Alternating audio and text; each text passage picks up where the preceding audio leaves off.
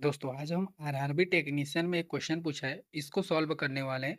जो कि ये इंपॉर्टेंट है, अधिकांश लोग इस क्वेश्चन को छोड़ चुके थे। इसमें लगभग जो है 20% जो लोग हैं इस क्वेश्चन को सॉल्व किए थे, बाकी जो है इसको छोड़ दिए थे।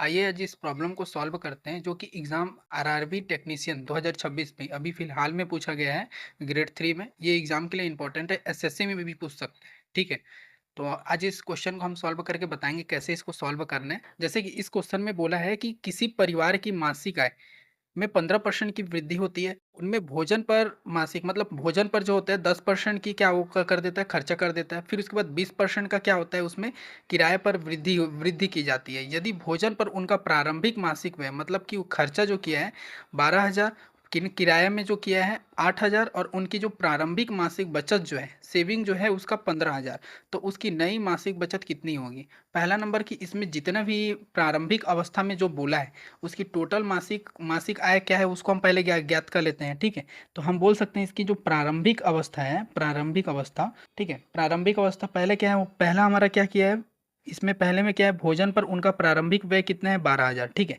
सबको पहले जोड़ना है, तो इसका टोटल हमारा क्या निकल जाएगा, टोटल निकलेगा हमारा मासिक आय निकल जाएगा। तो हमको पहले मासिक आय को निकाल लेना है, क्योंकि देखो इसमें बोल रहा है कि परिवार की मासिक आय में 15% की वृद्धि हुई है। तो हमको पता रहेगा कि टोटल मासिक व्यय होगा, तब तो उसको हम लोग जोड़ के उसके 15% निकाल कर उसके उसका टोटल निकालेंगे ना, नए मासिक आय को निकालेंगे। तो हम इसको सबसे पहले तो हम लोग जो व्यय हुआ है उसको सबसे पहले जोड़ लेते हैं। यदि भोजन पर उनका प्रारंभिक व्यय कितना है, 12,000। ठीक है, 12,000 है। फिर उसके बाद क्या हो रहा है कि किराए में कितना कर रहा है, 8,000।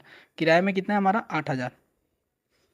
8,000, और उसके बाद बचत कितना कर रहा है, सेविंग कर रहा है, उसको बचत कर रहा है वो 15,000 का बचत कर रहा है।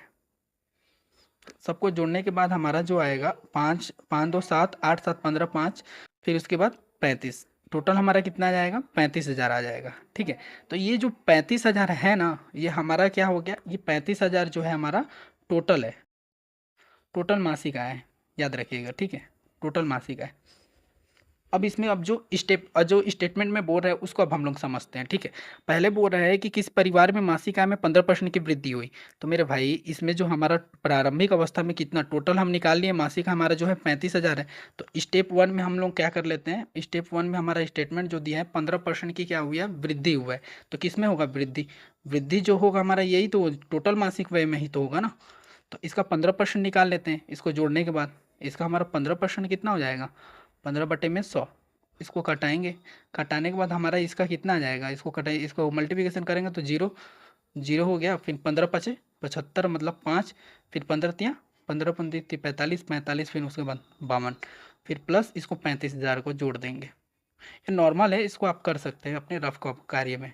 तो इसको जोड़ने के बाद हमारा कितना आ जाएगा, इतना आएगा, मतलब कि 40,250 आएगा। ये हमारा क्या हो गया, टोटल उसका मासिक बचत हो गया। ठीक है, टोटल मासिक आय हो गया। अभी ये जो होगा, अब स्टेटमेंट टू में क्या बोल रहा है, स्टेप टू अब निकालते हैं।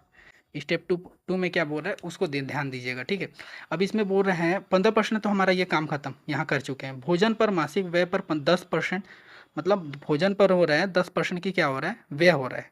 तो भोजन का हमारा कितना दिया है, भोजन का हमारा प्रारंभिक मासिक व्यय है 12,000। ठीक है, तो 12,000 लेना है, 12,000, और उसका क्या हमको 10% निकालना है। तो 12,000 का हमारा कितना हो जाएगा, 10%, तो 10/100, ये दोनों कट गया। कटने के बाद हमारा इसका कितना हो जाएगा, सॉरी ये प्लस है, तो इसका हमारा जो है इसका जो हमारा आएगा 1,200 आएगा, क्योंकि दो दो जीरो कट चुका। फिर उसके बाद हमारा 12,000, इन दोनों को जोड़ेंगे तो हमारा क्या होगा, 32, मतलब कितना, 2 3, मतलब 32,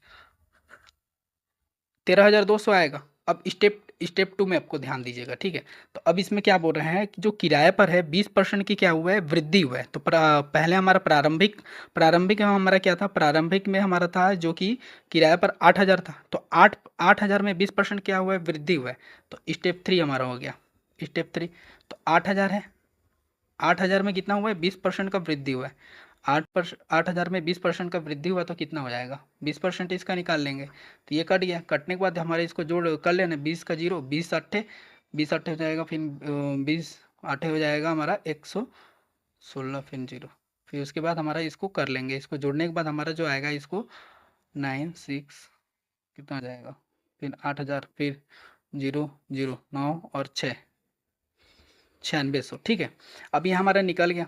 निकलने के बाद अब इसमें जो है स्टेटमेंट, अब यहाँ हमको ध्यान देना है अब क्या बोल रहा है क्वेश्चन में, और उनकी प्रारंभिक मासिक आय, यहाँ ध्यान ध्यान दीजिए, ठीक है। ये तो हमारा जो स्टेटमेंट बोला है वो कंप्लीट हो चुका, अब जितना है प्रोसेस सब निकाल चुके हैं। अब बोल रहा है प्रारंभिक मासिक बचत में 15,000 बचत जो है 15,000 थी, तो उनकी जो है नई मासिक बचत क्या है, नई मासिक बचत, तो भाई नई न्यू सेविंग बोल रहे हैं, ठीक है।